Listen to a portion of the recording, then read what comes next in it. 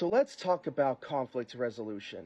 Conflict resolution is something that is important for a church to practice, but it is not practiced well whenever it comes to the confines of a church. So I want to talk about three basics when it comes to conflict resolution. First and foremost, relationships are more important than gold.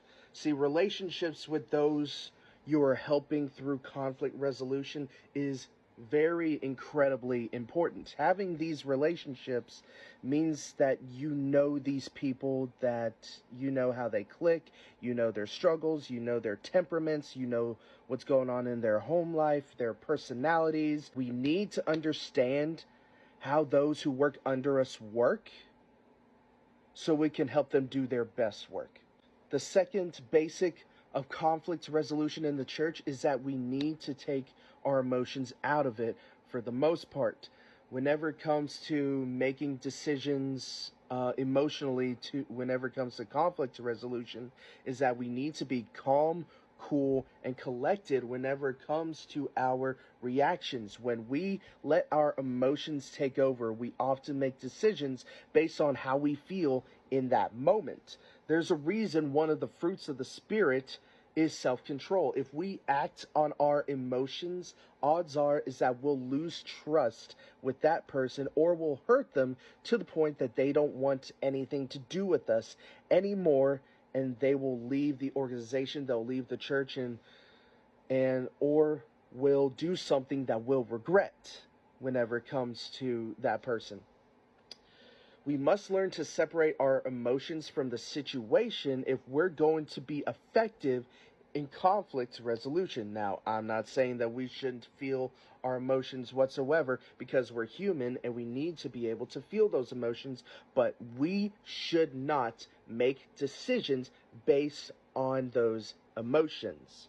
And the third basic, whenever it comes to conflict resolution in the church, is that it is necessary. Conflict is necessary in order for a church or any other organization to grow.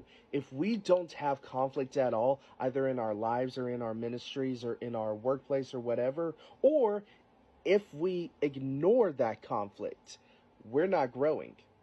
Every mistake, every disagreement, and every strife can be worked together for the good of those who love Jesus.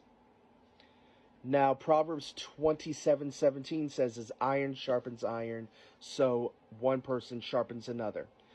Let me ask you something. How does iron sharpen iron? By clashing with each other. You know how iron sharpens iron? The metals clash with each other. If they never clash, they never get sharper. And sharpening a knife, it protects against regularly. It protects against damage, rust. It makes sure that the metal performs at its best. And that is how conflict is for us believers. Whenever we clash, we sharpen each other, we improve each other, we make sure that we don't have anything in our way of performing at our best, which is what God asks of us. Now, these have been the three basics whenever it comes to conflict resolution in the church. Now, if we're to get better in this area, it's important that we get back to the basics, which includes building relationships, leaving out the emotion whenever it comes to making decisions whenever it comes to conflict, and knowing that conflict is necessary for growth. And if we're ever going to make a difference in our communities, we need to know how to deal with conflict. If not, we won't grow. And as a matter of fact, our churches will die if we don't know how to handle conflict. Thank you for taking the time to listen to me. I appreciate it, and I hope that this was helpful. Thank you for your time, and have a blessed day.